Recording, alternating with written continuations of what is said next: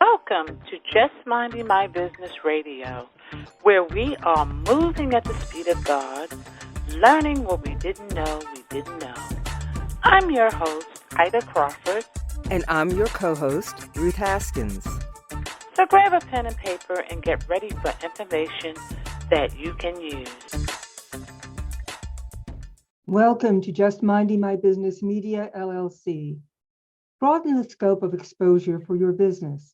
Learn more about the digital magazine experience, Just Minding My Business Media, LLC's digital magazine, where you can have immediate digital contact with clients who need your products and services. Contact us at jmmbradio@gmail.com.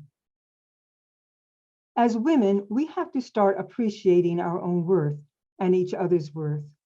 Seek out strong women to befriend, to align yourself with, to learn from, to collaborate with, to be inspired by, to support and enlightened by. Madonna.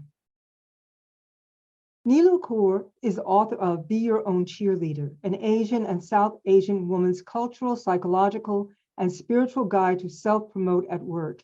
It is the first book written to help professional Asian and South Asian women self-advocate in the North American workplace, with a focus on mental well-being. Neelu is a Neuro-Linguistic Programming Executive Coach and Burnout Management Specialist, with 15 years of experience specializing in adult learning and leadership development in large organizations ranging from financial services and consulting to the tech industry. Welcome, Neelu. Thank you so much. Yes, welcome. Thank you. Glad to be here. So, explain to our audience just how you serve. Just how I serve my people. Yeah. Yes. So predominantly my work is with teams and groups. So I lead a lot of workshops in leadership development and also mental health and well-being. And then I also have individuals that I coach. So my portfolio is groups, teams, and also individuals. Okay, awesome. Yes. And in today's world, that is so huge because in a lot of corporate environments, there's a lot of friction. Absolutely. And, people that are, I would say, don't want to share the wealth, don't want to share the knowledge for fear of losing their jobs or the next person knowing more. It's just so many ego type situations in the workplace. So when you go into an organization, how do you begin to cut all of those, I don't know what even to call them, but they're not productive? Yes. Yes, absolutely. Absolutely. Well, I think, starting as a facilitator, right? Like when I'm coming in to do these workshops, I create and design experiences for adults in which I'm scaling psychological safety and intimacy. So it is, by the time you're finished with the workshop, you have connected with people on your team, you've learned research and content because that's why I'm there, but I'm facilitating a dialogue and a conversation in a way where it's safe for people to share what they're feeling, what they're experiencing. And oftentimes when I'm working with organizations, the folks that bring me in will tell me, hey, we want this group of people and we don't want the senior execs in this room. We'll have a separate workshop for those, just so there's sort of this feeling of safety in the team or the group that I'm facilitating in. Oh, okay. And what do you find when you do this? What kind of things come up?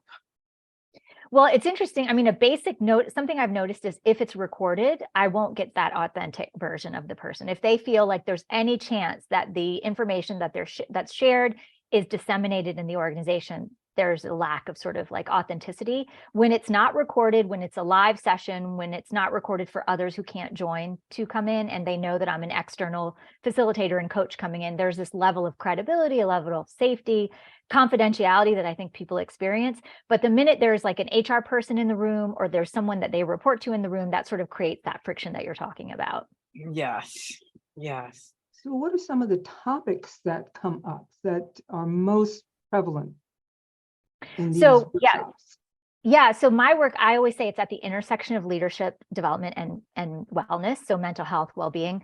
As of late, the focus has really been for me self-promotion and self-advocacy for women, and specifically underrepresented voices in the organization. So I have a lot of workshops. I have a whole program around Be Your Own Cheerleader that surfaces how to speak up when you're silenced, all the way to taking care of your mental health when you're advocating for yourself, whether that's in a performance review conversation or you're in a team and your ideas are being stolen. How do you speak up and actually get the credit that you deserve? So those are some of the topics that I'm focused on lately as it relates to the launch of my book, which is just a couple of weeks old now.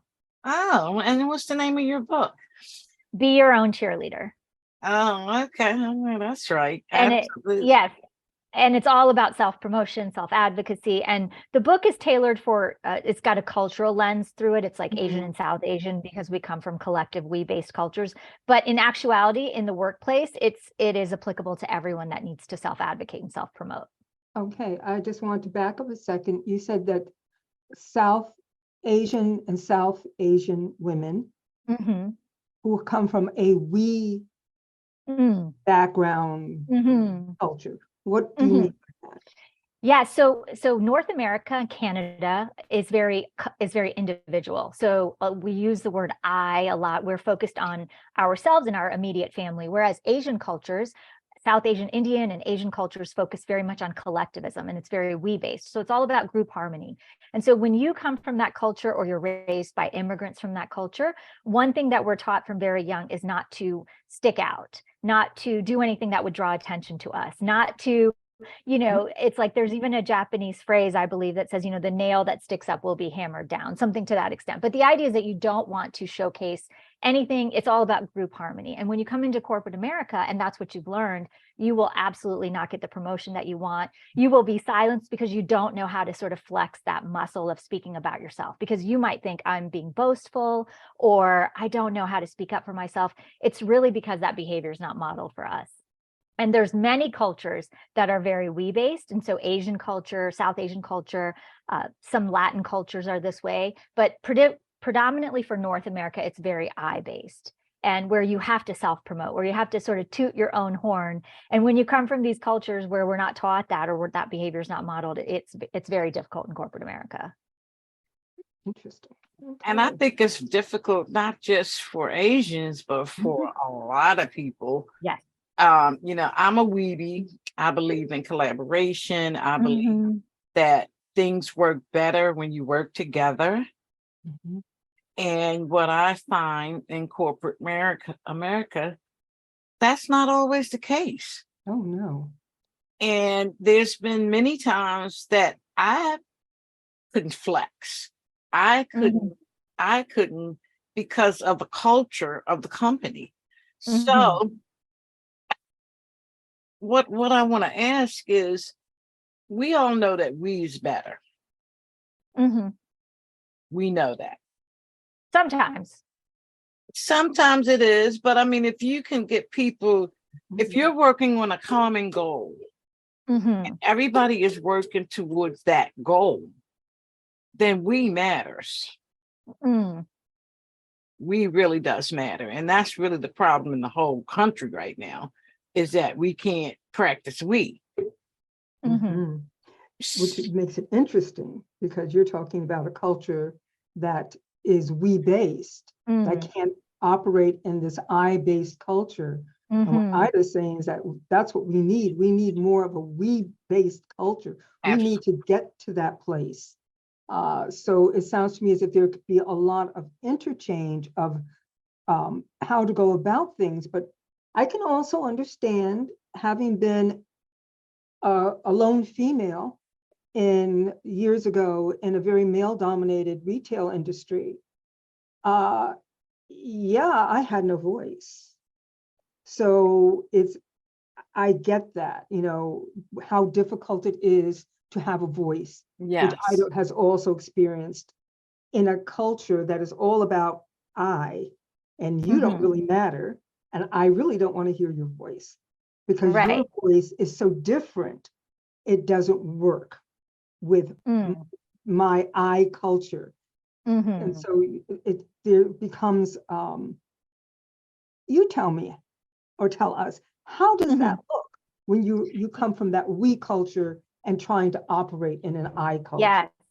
So I like to call it like dancing between the we and the I. So if you think of like a speedometer on a car, right? Like there's one side could be your we dial and then your I dial. And even in a we-based team, right? Like you're in a team, you're in a group, there's a common goal.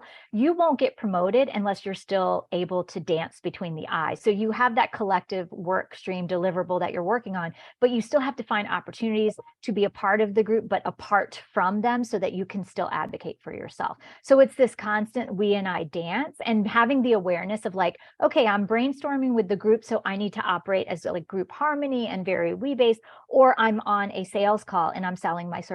Then I have to talk about my credentials and my experience, and then I have to turn up the I dial. So I feel like if we think of it as a dial, we can dance between the two on a daily basis. And I absolutely agree with you. I think as a country collective as a whole, we definitely need help turning up the we dial. We are so at the extreme polar ends of like blue, red, all of the political scenarios. It's like if we could dance between the we and the I think we would operate more successfully. Yes, I agree wholeheartedly. I like the way you put it. Let's dance. And it's a dance, and if you're going to dance, you have to be willing to follow the pattern of the dance. You have to be willing to move to the music or to at least to the beat. And when you're right. And the idea, I think for me specifically, is at some point I thought I had to shed the we collective roots that I come from. And I thought that doesn't feel authentic to who I am as a person.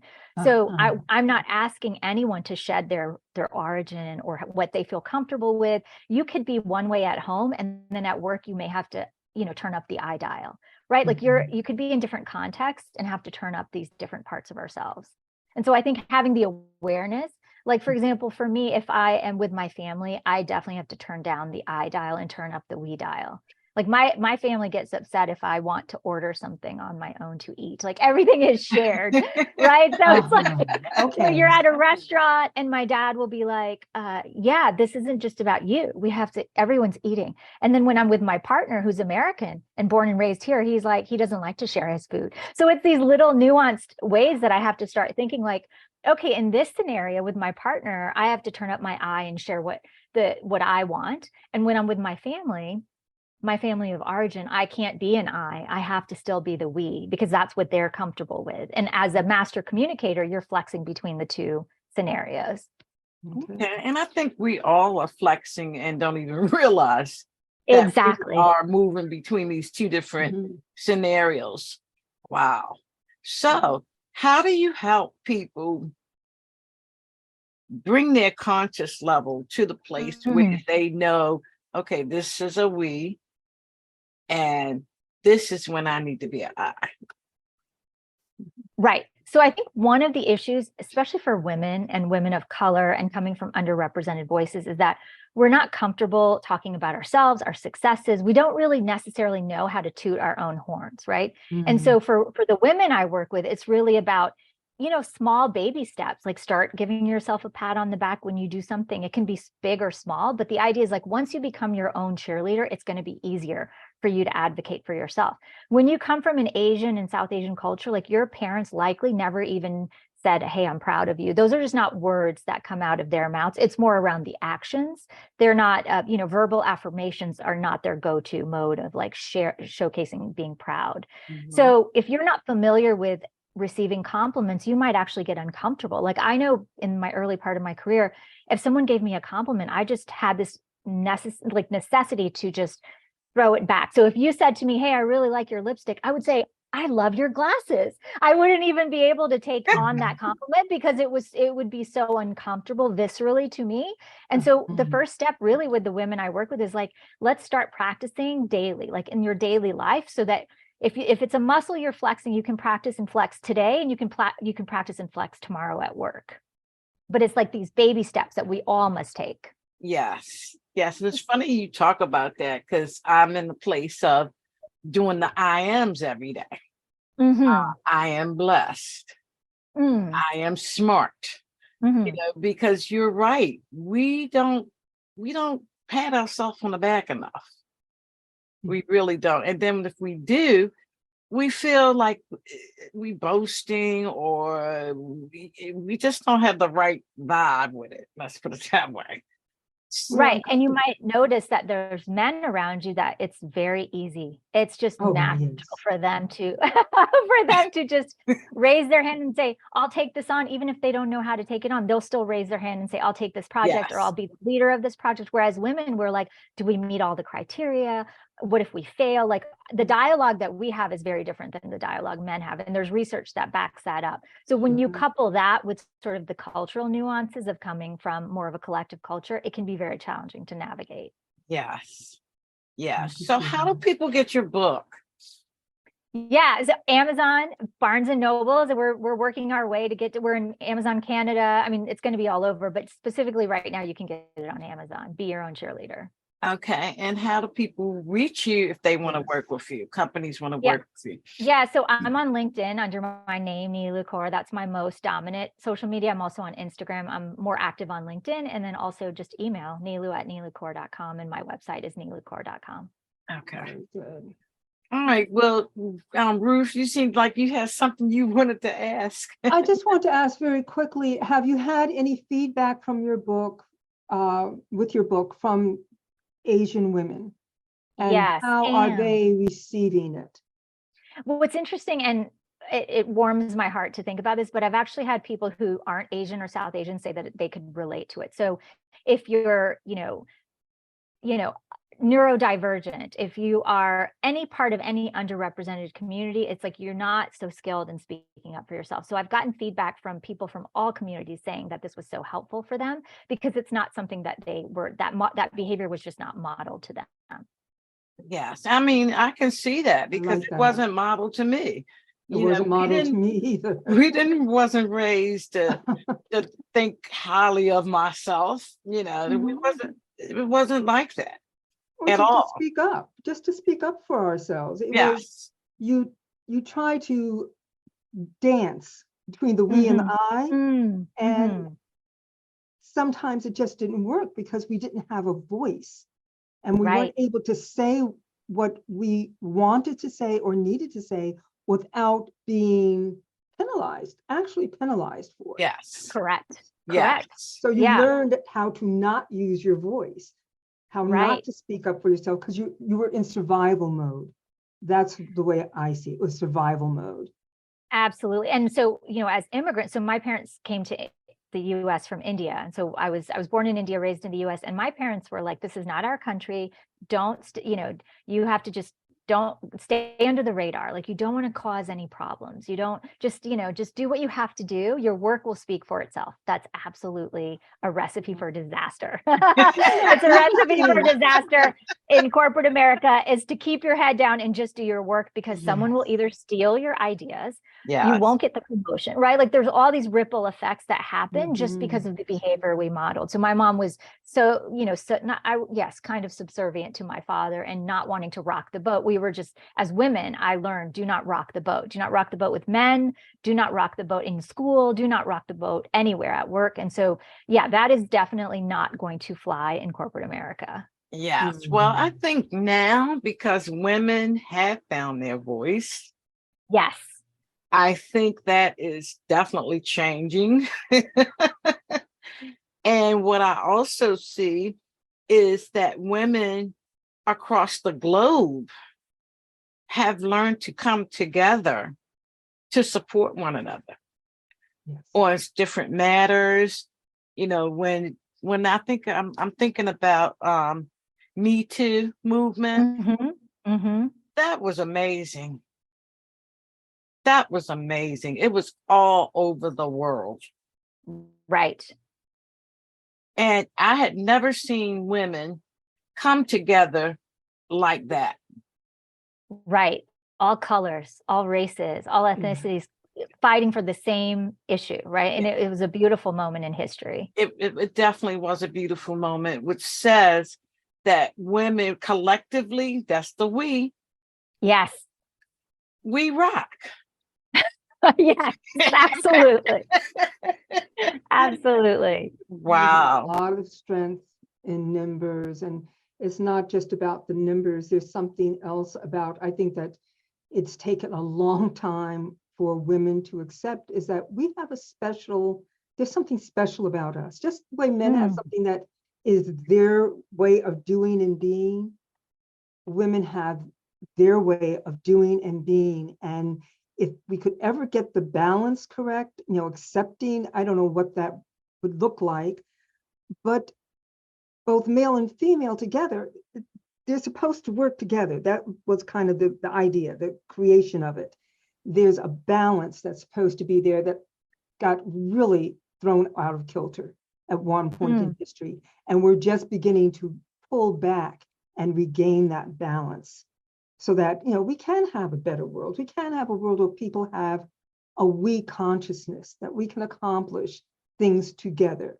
Women will accomplish things together, men will accomplish things together, and men and women can come together and accomplish things together without all the nonsense that I know Ida has experienced, and I know I certainly experienced. Just when I look back, it was absolute stupidity. Pretty much. It was stupidity. It's like, you can't do because you're a woman, and if you do, how it was sort of an attitude of how dare you? How dare you step into quote unquote a man's place? And I think the shift is really happening. And I think there are people in organizations that are, white men, tall white men, and that the research indicates that tall white men have it easier. They can come in a room and there's credibility right then and there just because they're tall and they're white and they're men. So if we can use those folks to be accomplices to help us be our own cheerleader, why not? So that's another feedback I've gotten, is that the men who've bought the book say they had no idea that this like we-I paradigm existed. And so just knowing that some of the people on their teams might struggle, the onus is now on them, because once you know better, you do better, right? Like what Maya Angelou says, once you know better, you do better. So if you know that there's women on my team that are struggling to speak up, if I'm the white male leader, I have to do what I need to do to help them. I need to give them the mic. I need to hear them. I need to help them be less silenced in team meetings and things like that.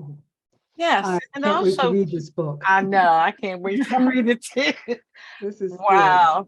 Yes, and the other thing to that, when you allow people to be them, bring their self into work, they want to do more.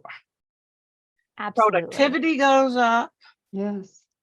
I mean, they will go beyond the duty to support. There's a lot of benefits to it. Oh, absolutely.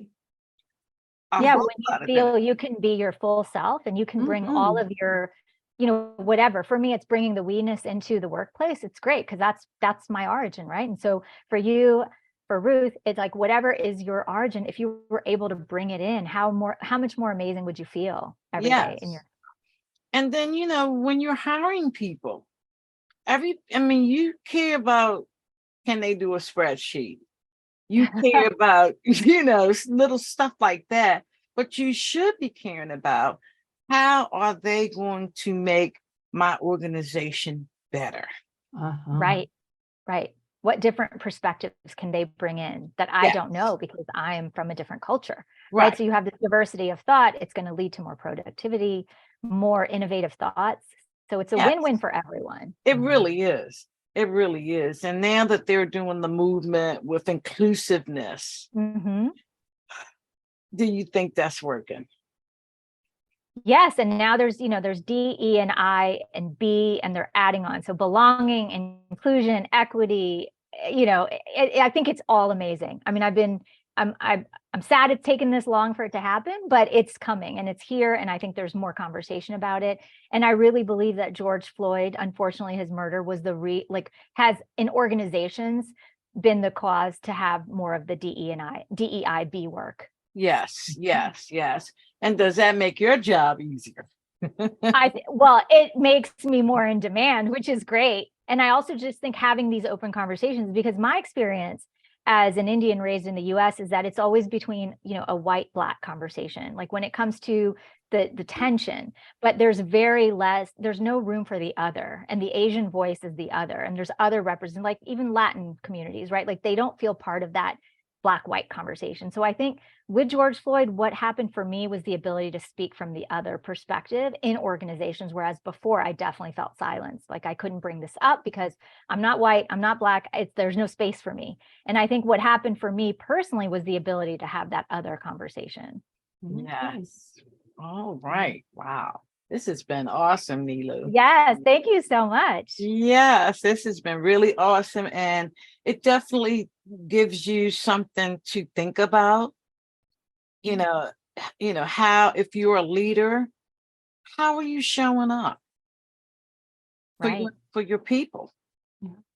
How do they look at you? I mean, because I always say there's two kinds of leaders. There are leaders you want to follow, and there's ones you just following for the paycheck. Right. Right. And that has been the history of for a long time in corporate America. That has been the way of thinking. I never thought of it that way, but yes. In my mind, in my mind, I've divided it from like a transactional leader to a transformational leader. And obviously transformational leaders is what we want to be in organizations. And they're magnets. We're drawn to them, they're drawn to us. But yes, there's absolutely that transactional piece. And we kind of need both. We need both to survive. So it just depends on the type of leader you want to be. Yes. And I believe you can bring both into the picture. Right. Because again, that could be the dial too, transformational, transactional. And you can turn the dial. You can turn up when you need to be more transactional because we have things and tasks we must do every day. And then when you're speaking in front of your team, you're going to turn up that more like transformational motivation speaker type of role, right? Like, yes, you can navigate that dial also. So we just created another dial between the three of us. Your next book. Yes. Exactly. Oh, that's a great idea. Yes. Wow. Again, Neelu, how do people get in contact with you and how do they get the book? Yeah, Amazon and my website. And please feel free to reach out over email as well. Yes. Wow. This has been awesome. You have raised my aura. I was feeling some kind of way before we got going, but this is very invigorating. So thank you so much, Neelu, for that. And thank you for what you're doing to make a difference in the world. Because thank you so much. This is definitely important stuff. We all got to go to work.